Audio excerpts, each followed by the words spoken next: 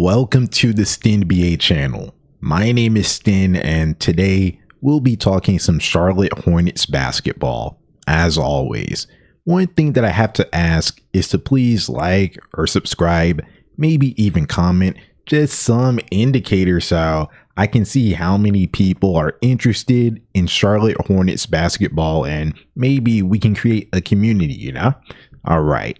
There's 4 games to talk about this week, but before I can talk about the games, I have to talk about the news. At the conclusion of this season, Steve Clifford will step down as the head coach of the Charlotte Hornets, and he looks to take a front office role with the team.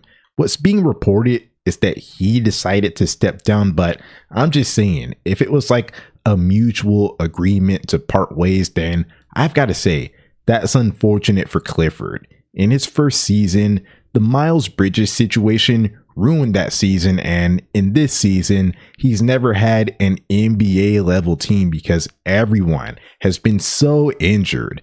Just like the players, it's hard to assess how good a coach is when they don't even have an NBA roster.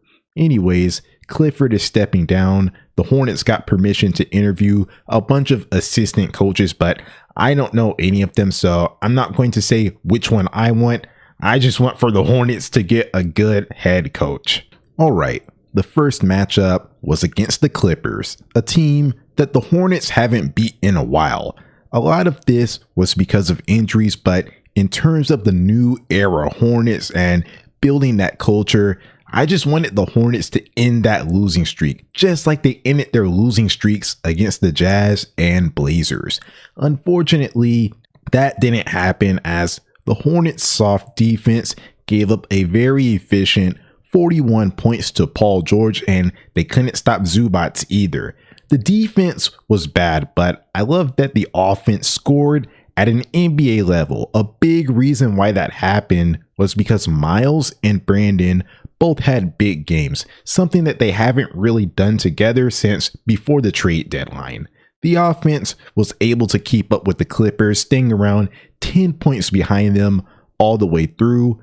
Really, the difference in this game ended up being the free throw disparity. Clippers shot 34 free throws, while the Hornets only shot 11, and that decided the game. But this is a rare occasion where I'm going to say that the free throw disparity was warranted for sure, as Zubac got most of them and there's just no one that can guard him on the Hornets. But yeah, I'm not upset at this loss at all. The Hornets showed a lot of fight. Next game on the slate is against a slipping Celtics team actually. They locked up the #1 seed in the East, but before this game, the Celtics took back-to-back losses to a play-in injured Atlanta Hawks team before they got back on track by beating the Pelicans. Unfortunately for the Hornets, they take a blowout to the Celtics at home, or should I say the Celtics home, because every time the Hornets play the Celtics in Charlotte, there's always a sea of green.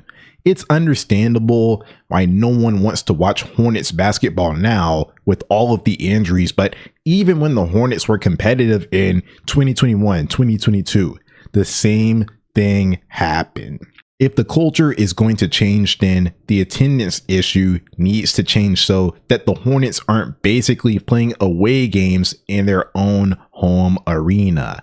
Anyways, for this loss, no Nick Richards in this game, so that's unfortunate, forcing the 6'6" Grant Williams to start at center against the 7'2" Porzingis, and even forcing Marquise Bolden to get some center minutes. I haven't seen him in a while. But yeah, despite this, the Hornets actually kept it competitive through about 3 quarters with some strong play from Miles Bridges, Brandon Miller, and Grant Williams. But closing out the 3rd quarter and for the whole 4th quarter, they got shot out of the gym by Sam Hauser. 25 points, 7 of 11 on 3-pointers, and while only playing 24 minutes in this game coming off the Celtics bench. Amazing performance, but it was rough to watch. Speaking of things that were rough to watch, Trey Mann was hunted all night. It seemed like every time down the court, Jason Tatum or Al Horford was called up for a screen to get the switch and they just went to work. Trey Mann has been a solid defender, but That's a 6'3" guy trying to guard 6'9", 6'10" players. Just not a good matchup. Next game on the slate is against the Portland Trailblazers. I circled this game because I knew that the schedule was tough and the Blazers are eliminated from playing contention, so the Hornets just had to get a win here. Unfortunately, in the NBA, anything can happen as Vasilije Micic and, surprisingly, Miles Bridges were ruled out for this game, making the injury report very lengthy. Like, they can't even fit everything into one tweet. I was surprised that Miles didn't play, but also he's been such an Iron Man this season, playing in just about every game, so I like that he got a rest day. But unfortunately, this meant that the Hornets barely put an NBA team out on the court. This game was a low scoring game, and yeah, the Blazers were able to get an 89-86 win. Brandon Miller was outplayed by Scoot Henderson in their head-to-head matchup, which had some hype because they're top 3 picks, and there was a lot of drama surrounding the Hornets for taking Brandon when Scoot was projected to be selected higher than Brandon.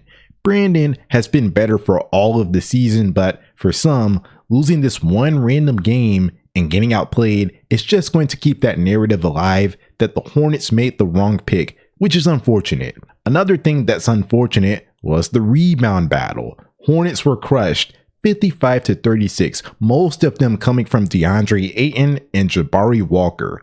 Both teams shot badly from the field, but having 12 more offensive rebounds than the Hornets in a 3-point game really ended up being the difference. Tough loss in a game that looked to be their only realistic chance at winning a game this week. Last game on the slate is Hornets versus Magic, playing yet again another fully healthy Magic team. Only person on their injury report is Caleb Houston. At least the Hornets were able to get Micic and Miles back for this game, but they were still undermanned heavily, making it amazing that the Hornets were able to come away with the win in this game. Brandon Miller started off the first half hot, literally not missing, and that propelled the Hornets to a double-digit lead of, say, 19 or so. Then in the second half, when the Magic started sending so much coverage at Brandon, that slowed down his scoring, so it was on the team to capitalize off that and convert on the easier looks that they were getting, and that's what happened. In both the third and fourth quarter, the Hornets held big, say 12 to 15 point leads, but the Magic always came calling back to cut it to within 6 or so points, but they never quite caught up to the Hornets because every time when they went on a run, a combination of non-Brandon Miller Hornets would put out their flames, snuff their torch like it's Survivor. This was a team win, and it was so nice to beat this Magic team that has given the Hornets so many injuries this season. Nice that the Hornets didn't get swept this week. I circled the Blazers game, but I'll take this game for sure. It hits better. Looking at the slate for next week, the Hornets will finish their homestand playing the Thunder on Sunday and the Mavericks on Tuesday. Then after that, they're on the road to close out the season. They play the Hawks on Wednesday, the Celtics on Friday, which I'll definitely cover those games. Then they play the Cavs on Sunday, which won't make the next video, but if it's a good game, then I'll go back for it and cover it exclusively. But what's most likely going to happen on that game is that the Cavs are going to be locked into a playoff spot and they're going to rest their main players, and the Hornets might shut down some players as well. Like last game of the season, might not want to risk any injuries, just shut down the team, get healthy for next year, stuff like that. I don't know what's going to happen on that game, but we'll see. But yeah, that's it.